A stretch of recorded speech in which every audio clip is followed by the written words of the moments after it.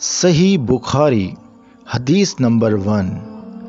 آپ صلی اللہ علیہ وسلم فرما رہے تھے کہ تمام اعمال کا دار و مدار نیت پر ہے اور ہر عمل کا نتیجہ ہر انسان کو اس کی نیت کے مطابق ہی ملے گا۔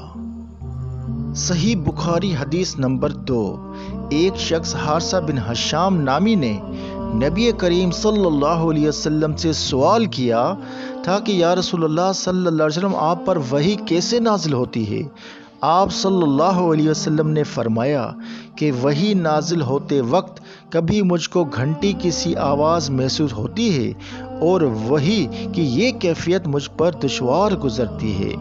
جب یہ کیفیت ختم ہوتی ہے تو میرے دل و دماغ پر اس فرشتے کے ذریعے نازل شدہ وحی محفوظ ہو جاتی ہے، اور کسی وقت ایسا ہوتا ہے کہ فرشتہ بشکل انسان میرے پاس آتا ہے اور مجھ سے کلام کرتا ہے، پس میں اس کا کہا ہوا یاد رکھ لیتا ہوں۔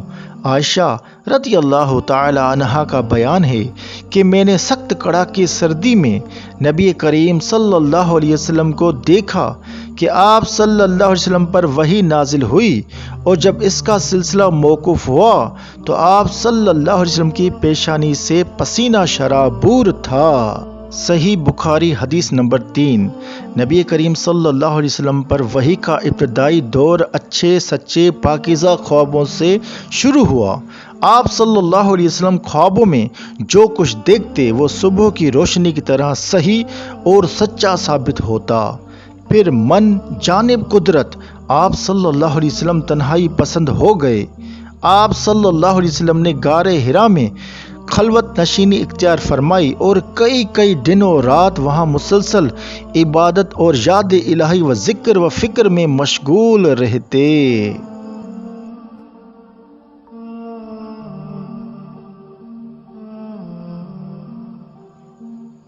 آپ صلی اللہ علیہ وسلم غار حرا میں قیام پذیر تھے کہ اچانک جبریل علیہ السلام آپ صلی اللہ علیہ وسلم کے پاس حاضر ہوئے اور کہنے لگے، اے محمد پڑھو۔ آپ صلی اللہ علیہ وسلم فرماتے ہیں کہ میں نے کہا، میں پڑھنا نہیں جانتا۔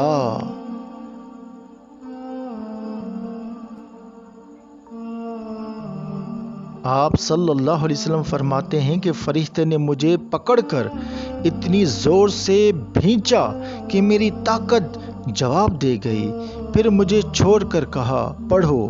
میں نے پھر وہی جواب دیا، میں پڑھا ہوا نہیں ہوں۔ اس فرشتے نے مجھ کو نہایت ہی زور سے بھینچا کہ مجھ کو سخت تکلیف محسوس ہوئی۔ پھر اس نے کہا، پڑھ۔ میں نے کہا، میں پڑھا ہوا نہیں ہوں۔ فرشتے نے تیسری بار مجھ کو پکڑا اور تیسری مرتبہ پھر مجھ کو بھینچا، پھر مجھے چھوڑ دیا اور کہنے لگا کہ پڑھو، اپنے رب کے نام کی مدد سے جس نے پیدا کیا انسان کو خون کی پٹکی سے، پڑھو، اور آپ کا رب بہت ہی مہربانیاں کرنے والا ہے۔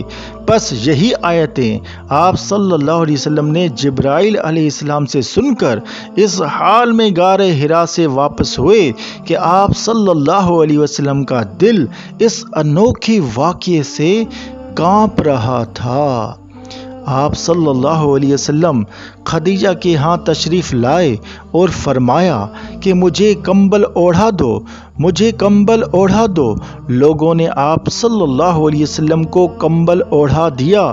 جب آپ صلی اللہ علیہ وسلم کا ڈر جاتا رہا تو آپ صلی اللہ علیہ وسلم نے اپنی زوجہ محترمہ خدیجہ رضی اللہ تعالیٰ عنہ کو تفصیل کے ساتھ یہ واقعہ سنایا اور فرمانے لگے کہ مجھ کو اب اپنی جان کا خوف ہو گیا ہے۔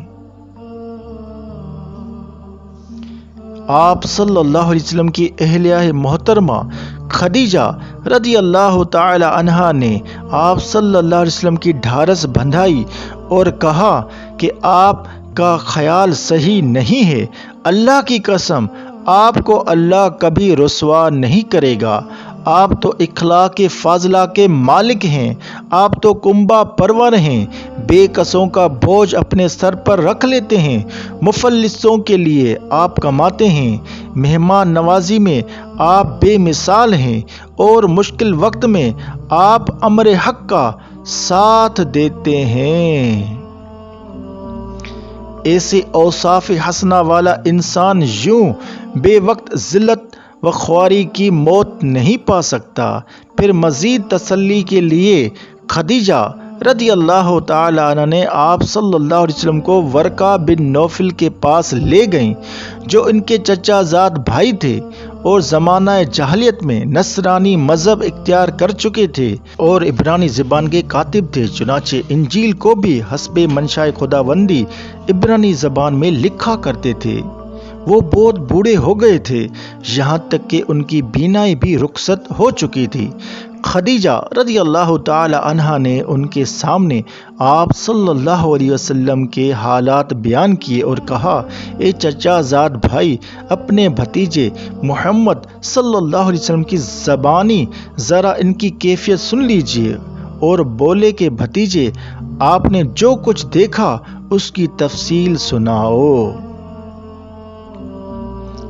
چنانچہ آپ صلی اللہ علیہ وسلم نے از اول تا آخر پورا واقعہ سنایا، جسے سن کر ورقہ بے اختیار ہو کر بول اٹھے کہ یہ تو وہی ناموس معزز رازدان فرشتے جسے اللہ نے موسیٰ علیہ السلام پر وحی دے کر بھیجا تھا۔ کاش میں آپ صلی اللہ علیہ وسلم کے اس عہد نبوت کے شروع ہونے پر جوان عمر ہوتا، کاش میں اس وقت تک زندہ رہتا جب کہ آپ صلی اللہ علیہ وسلم کی قوم آپ کو اپنے شہر سے نکال دے گی۔ رسول اللہ صلی اللہ علیہ وسلم نے یہ سن کر تعجب سے پوچھا کہ کیا وہ لوگ مجھ کو نکال دیں گے، حالانکہ میں تو ان میں صادق و امین مقبول ہوں؟ ورقہ بولا، ہاں یہ سب کچھ سچ ہے، مگر جو شخص بھی آپ کی طرح امر حق کی لے کر آیا، لوگ اس کے دشمن ہو گئے ہیں۔ اگر مجھے آپ کی نبوت کا وہ زمانہ مل جائے تو میں آپ کی پوری مدد کروں گا، مگر ورقہ کچھ دنوں کے بعد انتقال کر گئے۔ پھر کچھ عرصے تک وحی کی آمد موقوف رہی۔ Thanks for watching. You should share this hadith to other Muslims.